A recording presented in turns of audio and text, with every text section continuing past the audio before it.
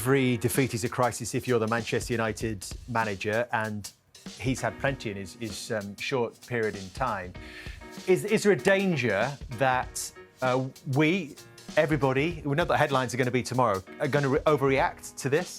No, we're just giving our opinions of what we've seen. He said there he's not too angry, he's happy with the effort. They've lost 3-0 in a derby game. He should be fuming. He should be raging. And he's an emotional guy, but when he's talking about the effort of the players, but you got to, I think their decision-making, he's talking about moments, but football games are decided by moments. But there always seems to be moments of the opposition than United at this moment in time, and I'm including teams like Grimsby, by the way. So he should be raging. And I like managers who are emotion, but I like my manager to show his anger as well. I just couldn't imagine being in a dressing room after losing a derby game 3-0 and everyone going, yeah, do we all try? Yeah. You've got to bring quality. Your decision-making. He's on about the people not being aggressive, not out of possession when the goals go in.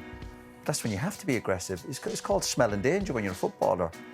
And we can criticise the system, but is he got to bring Luke Shaw out in the training pitch and tell him how to get down low and defend properly? That's not his job either, to be fair. But obviously, the pressure will be building. They've got Chelsea next week. It's not going to get any easier for this team. And he said he's building something. But while you're building something or you're on a project, you've got to win the odd football match, and they're not winning enough games. So the pressure will just build and build over the next few months. Is it becoming harder for yourself, for Manchester United fans, to be optimistic about the direction of travel under Ruben Amorim? Look, I think maybe it's because Louis van Gaal and Jose Mourinho are sort of like huge, massive personalities in the world of football, and when they came into an interview after the game, they were very spiky at times, so it almost brought anger out maybe in this studio. I don't think there's any anger in this studio at this moment in time, and I don't think there's no ill will towards any manager, but certainly towards Ruben Amorim. I think we all want him to do really well. But there are patterns emerging, and there'll be no Manchester United fan that exists that isn't worried at this moment in time about what's going to happen in this next month. And the one thing I would say about the system, and I'm not going to get bogged down on 3 at the back, 5 at the back, 4 at the back, but when he talks about the 2 in midfield, and Patrick, I thought, asked him 2 really good questions there about the 2 in midfield. I think it's about who the 2 players are, number 1, which obviously United haven't got the right 2 in there, whether that's Casemiro, Gatti, Mainu or Fernandes. He doesn't have any players that fit this system. No, he hasn't got the right 4 in there, so that's a big problem for him. So then you would ordinarily say a manager has to adapt until he gets the right players into the club. He's not been able to do it in this first wave of transfers. But whose decision would that have been, Gary? Because they spent all the money at the top of the pitch, didn't they? No, but I think they need to fix the top of the pitch. I don't disagree with that, but they spent 200-odd million. We were all surprised United had that much money. But just coming back to the 2 in midfield, there is a pattern. It is a problem. So I know that he said it's not a problem in there because he's got 3 at the back and he's got the 3 in front. He said he mentioned Abermo, Sesko and Diallo. I know exactly what he means, but it is a problem. And it's happening in a lot of the games that Manchester United are playing. They start off really compact, where all players, the 10 players, are connected together. 5 at the back, the 2 midfield are really close to that 5, and then the 3 in front are cuddling that 2. So they're really protected. But what happens is if the game becomes a little stretched, and it usually happens when Manchester United concede a goal. It happened against Burnley, it happened against Fulham, it happened against, not necessarily against Arsenal, but it happened against Burnley, Fulham, it happened against here today against Manchester City. When Manchester United go a goal down and those 3 start to be a bit more risk-taking, a bit more expressive, and they start to stretch a little bit, that 2 then look wide open. And you can't deny that. So yeah, I get what he means by the fact when they're all compact, but there is a problem that's emerging that if United have a difficulty in a game and those 2 end up left in there on their own, there are none of them that are good enough to defend that space, though. None of them have got the legs. You'd need Caicedo and Vieira. You'd need Keane and that's where they get Gerrard. You'd need that's why they get found out against decent opposition. They can get away against Burnley or draw at Fulham, but against the really good teams, the midfield battle, if you're losing that battle against the good teams, ultimately you're going to lose football matches. It's going to work. Why did Pep bring Doku off the line today into a position I've never seen him bring him into? Because Manchester United play 2 in there. It's too flat, it's too rigid, and it's hard to, when you watch this system, we've seen Amorim for what, over 6 months now in the Premier League. It's hard to fit. Gary just alluded to Premier League footballers played centre midfield, right? It's hard to understand what profile of player plays that role. Because I hear people speaking about, oh, they need legs. OK, well, if you need legs, you've got Ugarte, but he's not very good on the ball.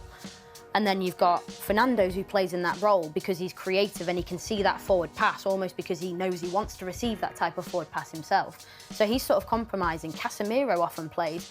Then you've got a player in Kobbie Mainoo who, in my opinion, is sort of a blend. He's good. He's better on the ball than Ugarte and he can move around the pitch. And all I hear is, you know, we need dynamism in that midfield, but there isn't any dynamism in that midfield. And also, if they are going to play in front of a back three where you've got 3 centre-backs, you have the 5, you use the word there, cuddle. You have to be protective of that area, and that is your shape when you're attacking. But they seem so open when they, you know, when they're beaten on transitions and things like that, and the centre-backs get drawn out too easily. And it's hard to actually find the profile of player that fits the system, not just in that midfield role, but in other areas of the pitch. You've played in a 3 at the back. You've played in 4. You've played for whatever system.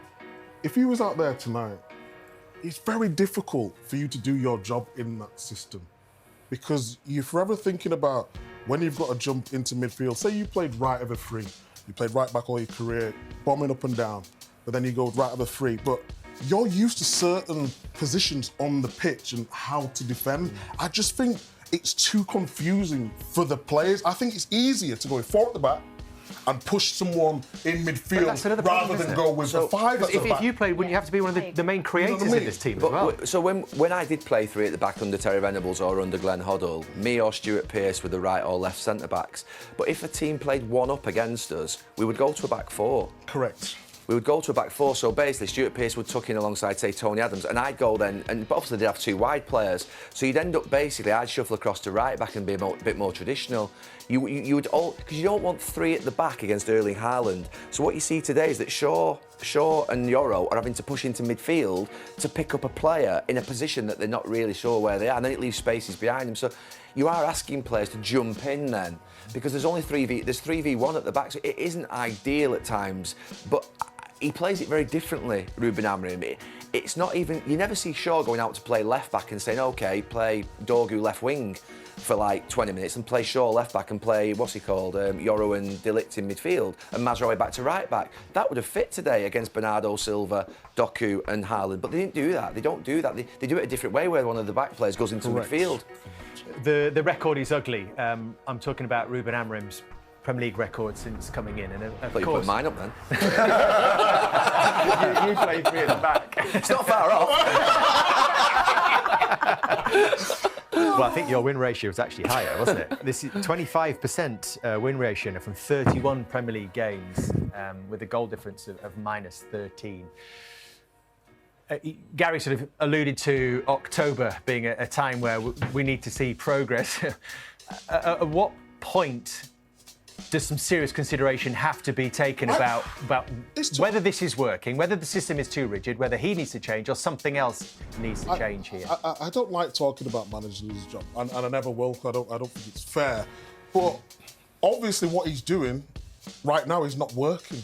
Since his first Premier League game, I think he's got less points than some of the worst teams in the Premier League.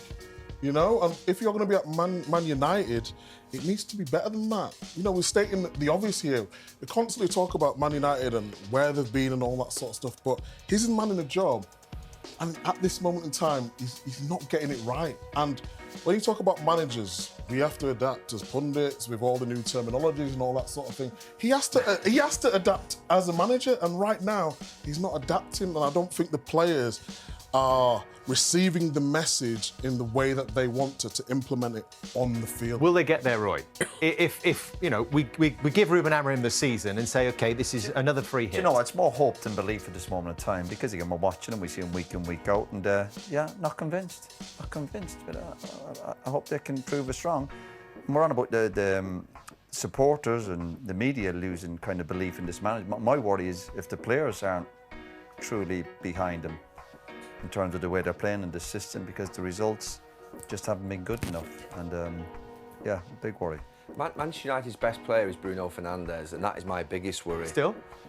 He's Manchester United's best player. He's been incredible for 5, 6, 7 years. His numbers are outstanding and would live in any Manchester United era.